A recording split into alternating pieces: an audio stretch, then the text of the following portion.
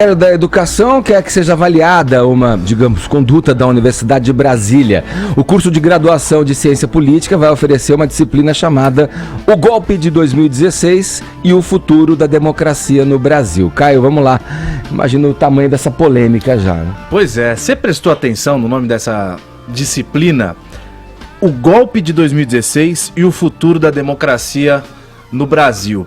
Está gerando muita discussão desde que foi divulgada a intenção da Universidade de Brasília em colocar essa disciplina no calendário já nesse primeiro semestre de 2018. A partir de 5 de março, logo ali, hoje é 23, ou seja, daqui a pouquinho tem mais 10 dias, tá na grade, tá na universidade, aí essa disciplina, o Golpe de 2016 e o Futuro da Democracia.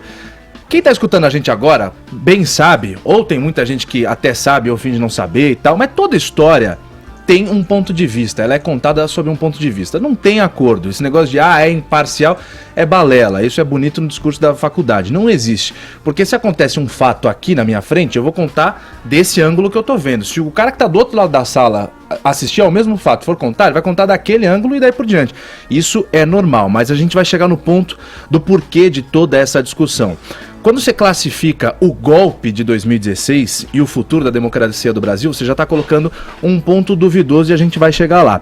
A intenção dessa disciplina é analisar o impeachment da ex-presidente Dilma Rousseff e o governo do presidente Michel Temer. Só que, pelo objetivo dessa disciplina, esse impeachment e o governo são classificados como um retrocesso nos direitos e também uma restrição às liberdades. Você está colocando já o seu ponto de vista de uma maneira forte. Segundo o Ministério da Educação, numa nota que ele soltou, o MEC está bastante bravo com essa intenção da Universidade de Brasília, porque fica claro os indícios do uso de toda uma estrutura acadêmica custeada por todos os brasileiros com recursos públicos para benefício político e ideológico. Isso porque há citações ao Partido dos Trabalhadores, um dos tópicos dessa disciplina faz menção à história do Brasil, com o olhar pela história do Partido dos Trabalhadores, chamado como democratização. É o seguinte, um professor, Luiz Felipe Miguel, eu vou falar quem que ele é um doutor formado em Ciências Sociais pela Universidade Estadual de Campinas, a Unicamp,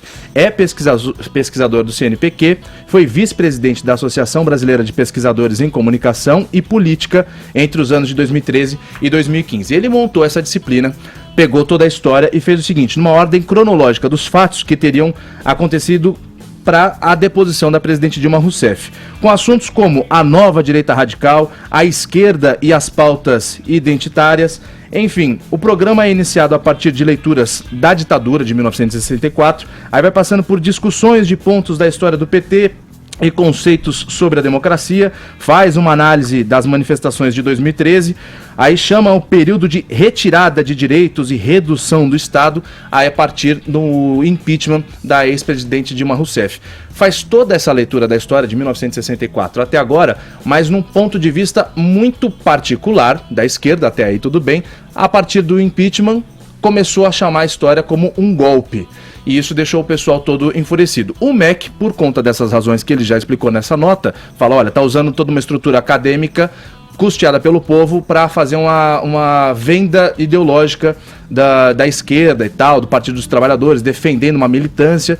Ele soltou essa nota e disse que vai acionar a Advocacia Geral da União, o Tribunal de Contas da União, a Controladoria Geral da União, o Ministério Público Federal para apurar uma possível improbidade administrativa, já que está usando dinheiro público para defender a própria ideia. A UNB também soltou uma nota, diz que por ela tá tudo legal, tá falando, opa, peraí, não é assim não.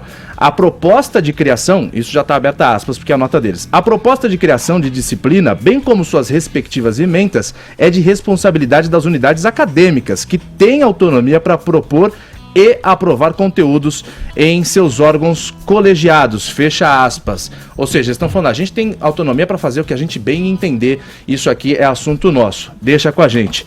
Então, tá jogado aí o assunto. O MEC diz que vai fazer o que lhe cabe, a UNB diz que ali eles podem fazer o que eles bem entenderem. O assunto tá na mesa pra gente debater. Ô, Tonho, olha aí, o que lhe parece, hein? A universidade pública, sobretudo, é ainda contaminada pelo marxismo. Por certas ONGs de esquerda e por aquilo que o Nelson Rodrigues chama de padre de passeata. Por que padre de passeata se o marxismo prevê o fim da religião, né? Você pegar o Sermão da Montanha, obviamente de Jesus, ele fala que é mais fácil passar um camelo no buraco da agulha que um homem rico entrar no reino dos céus. E você pegar o manifesto do Partido Comunista, que fala que um dia o capital vai acabar e toda a esquerda vai assumir com o fim da propriedade privada, você junta muito, na América Latina, o marxismo com o cristianismo. Aí surgiu essa figura do padre de passeata, e é essa figura que contamina via ONGs boa parte dos professores das universidades públicas. Agora, Edgar, tem uma coisa muito engraçada. Quando entrei na ECA USP em 82, eu comecei a tirar 0 em 2 matérias, que eram História da Cultura e da Comunicação e Teoria da Comunicação. Aí me deram a dica de que se eu estudasse muito bem o marxismo, eu ia tirar 10. Sem exagero, eu tenho até hoje, eu comprei uns 100 e poucos livros de marxismo, claro que não cabe aqui falar deles, eu decorei trechos e eu passei a tirar 10. Era tão determinante, e é ainda, o ensino do marxismo, que na época, você vê a abertura, 1982, a abertura política, para protestar contra a universidade com partido, eu e alguns amigos de classe, alguns deles famosos, como o Paulo Ricardo do RPM, o William Bonner da Globo, o escritor Marcelo Rubens Paiva, fizemos um grupo chamado Os Picaretas, que era um grupo anarquista que ganhou as eleições do centro acadêmico para protestar contra a pauta marxista imposta pelos professores em plena abertura política. Eu estou falando de 82, quando o governador Franco Montoro, por exemplo, foi o primeiro governador sem indicação militar a assumir o governo de São Paulo. Então continua essa doença marxista, eu diria que é Groucho marxista, em referência ao humorista Groucho Marx. Olha, eu queria dar minha opinião sobre esse assunto, Edgar. Se você me permitir dar minha humilde opinião, é o seguinte: hoje em dia a gente tem transferido para a imprensa, para as mídias de um modo geral, a responsabilidade de se formar uma opinião, eu vou usar uma palavra totalmente presunçosa, não era bem essa que eu queria usar, mas é a primeira que me vem. Mais ou menos de educar as pessoas, educar politicamente e tal. E eu acho que essa discussão tinha que estar mais na universidade do que nos jornais e enfim, as pessoas tinham que formar as discussões na base, não no dia a dia, você lê no jornal. Eu acho que é saudável a discussão nas universidades, eu acho que tem que ter um assunto polêmico numa universidade, tem que existir, que é para você instigar os alunos a questionarem e tudo mais. Agora, eu concordo muito com o Ministério da Educação quando eles falam o seguinte: é evidente que a UNB está usando uma estrutura que é pública, que é paga por mim, por você, Edgar, pelo Vini, dentro de alguns anos pelo pequeno Yuri, filho do Vini, e daí por diante, para vender uma posição política. Porque entre essas disciplinas tem matérias como assim, deixa eu ver, o lulismo e a democracia. Aí depois do lulismo é a não democracia, a desdemocratização. Ou seja, vende uma ideia muito de que o PT foi o cara, o Lula foi o cara, e depois do Lula, depois do PT, da Dilma Rousseff, veio um golpe, e esse governo é ilegítimo. Na matéria se trata como o governo de Michel Temer como ilegítimo, e daí por diante. Aí você fala, peraí, eu visitei o perfil nas redes sociais do professor Luiz Felipe Miguel, que é um dos idealizadores dessa matéria. O que ele tem de post a favor do PT, hoje o jornalista Reinaldo Azevedo satirizou o professor, falou assim: olha, esse cara é um nada, é um Zé Ninguém. E aí ele fez uma comemoração: olha, eu sou um Zé Ninguém, como todos os outros, então, tal. Ele fez uma sátira e tudo mais. O que mais que ele fez? Ele colocou alguns posts falando que é um golpe, que o Lula é um injustiçado e daí por diante.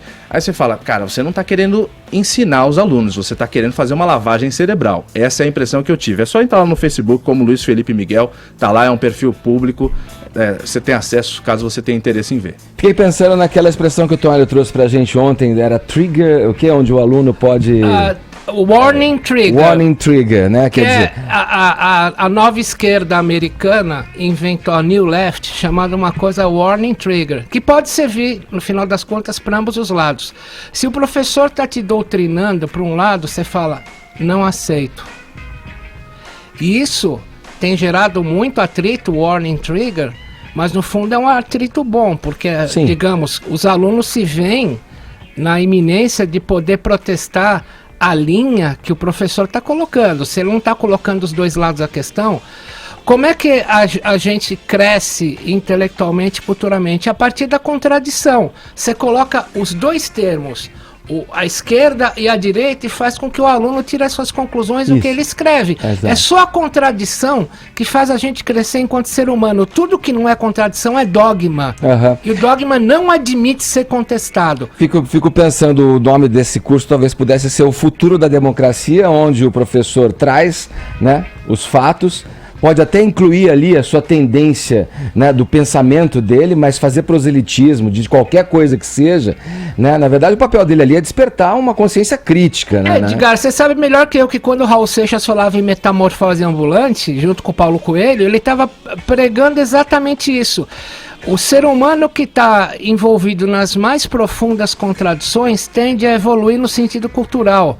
E para você evoluir culturalmente, você tem que entrar em contradição. E você precisa de um professor que te mostre os dois lados da moeda para você achar o teu caminho. Sim, exato. Aí Só tá. para não Aí tá o passar ponto. como esquecido, peguei aqui a matéria certinha, um dos tópicos certinhos dessa disciplina.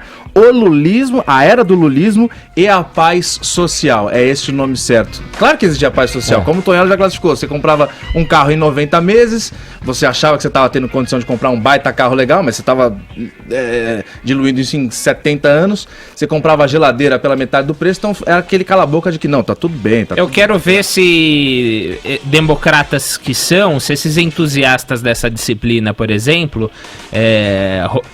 argumentando que é necessário que haja várias visões, iriam gostar, por exemplo, de algum professor chamando o golpe militar de revolução. Pois é. Gostaria de ver.